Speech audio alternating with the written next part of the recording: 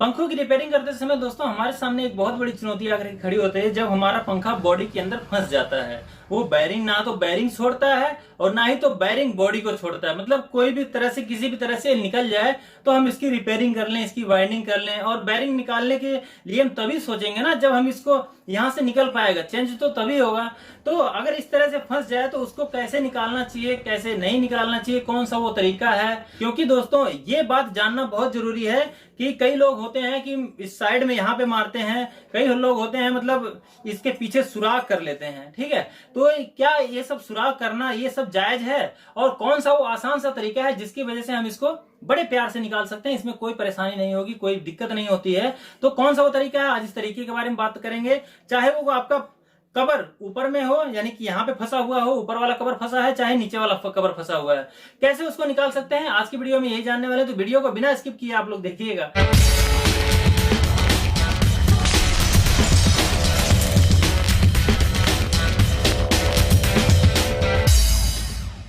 तो दोस्तों देख सकते हैं ये स्टैंपिंग जो है कि ये नीचे वाले कवर में फंसी हुई है और इसको निकालने के लिए कई मिस्त्री जो है कि इसको इसके ऊपर चोट मारते हैं यहाँ पे। ठीक है, इस जगह पे चोट मारते हैं, जो कि यहाँ पे चोट मारने से इसकी धार भी खराब हो जाएगी और साथ ही साथ ये बॉडी टेढ़ी मेढ़ी हो जाएगी। फिर फिटिंग करने में हम लोगों को होती है बहुत बड़ी परेशानी है। ठीक है, ये फिटिंग भी दिक्कत से होगा फिर। और दूसरा कि आप देख रहे हैं ये वाला जो है कि ऊपर वाला कवर इसका फंस गया है, यानी कि बैरिंग से ये निकलता नहीं है, ये आराम से निकल जाना चाहिए। इसके नीचे में एक स्प्रिंग लगी होती है, जो ये वाला हिस्सा होता है यहाँ पे एक स्प्रिंग लगी होती है, जो कि स्प्रिंग लगाई जाती है और ये लूज रहता है। ये जब फिटिंग की जाती है तो हाथ से इसको दबा देते हैं तो भी ये मतलब लग जाता है और निकल भी जाता है उस टाइम।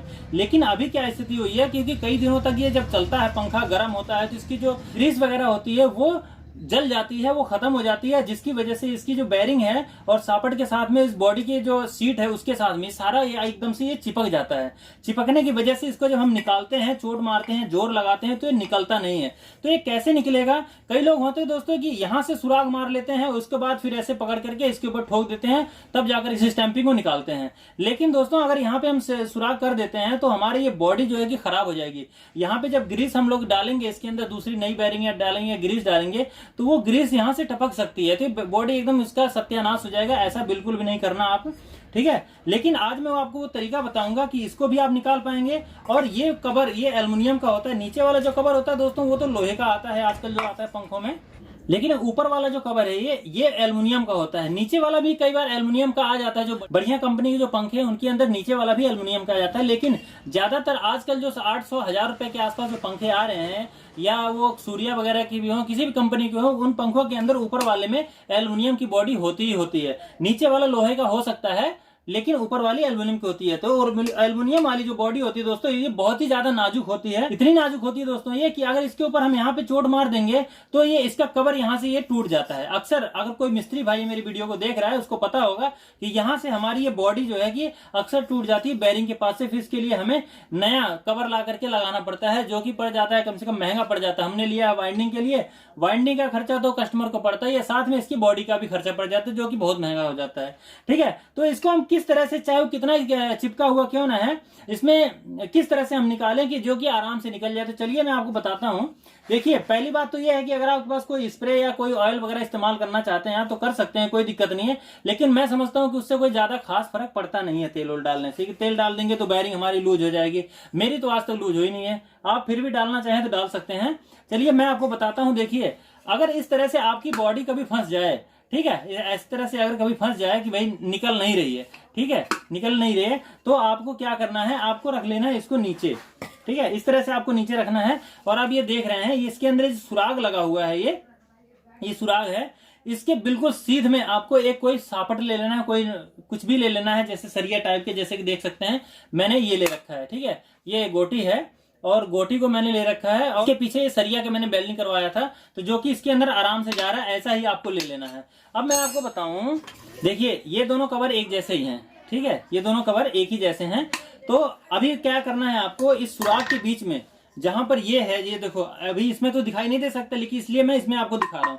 जो बैरिंग जैसे यहाँ लगी हुई है इसके ऊपर, तो आपके ये ऊपर कोना कोना दिखाई दे रहा है, देखो 3 नक्के दिखाई दे रहे हैं इसमें, 1 2 3। ठीक है, तो इस नक्कों के ऊपर बारी बारी से एक बार इस पे, एक बार इस पे, एक बार इस पे, इस तरह से सुराग के अंदर से निशान लगा के ऐसे करके इसके ऊपर से चोट मारना है थोड़ी से। ठीक है, यहाँ पे देखिए ऐसे आप रख लीजिए इसको, इस तरह से रखेंगे, इस तरह से आपको ऐसे करके ऐसे चोट मारना है, इस पे मारना है, फिर इधर वाले पे मारना है, ऐसे करके इधर वाले पे मारना है।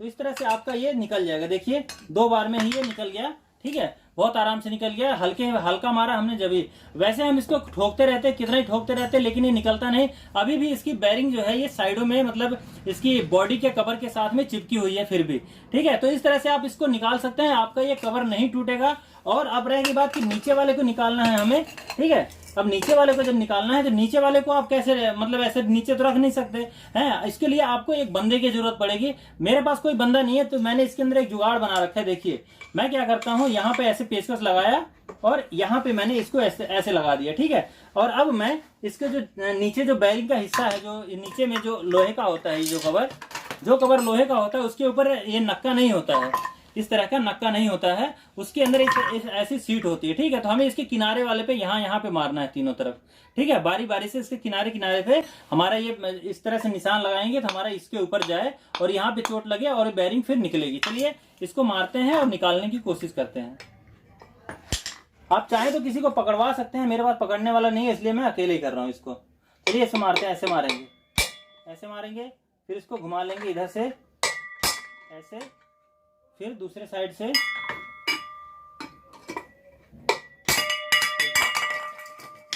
तो इस तरह से आपने देखा हमारा ना ही तो कहीं पे कोई निशान पड़ा है और ना ही तो कोई हमें सुराग करना पड़ा और ना ही पे हमने कहीं किनारे पे चोट मारा है, बहुत आराम से हमारा ये निकल गया। इसी तरह से आप भी अपने पंखे की अगर इस तरह से कोई बैरिंग फंस जाए, किसी बॉडी के अंदर फंस जाए, तो भी आप रूटर के अंदर भी ऐसा सुराग होता है, जैसा ये सुराग आप इसमें देख रहे हैं पंखे के अंदर।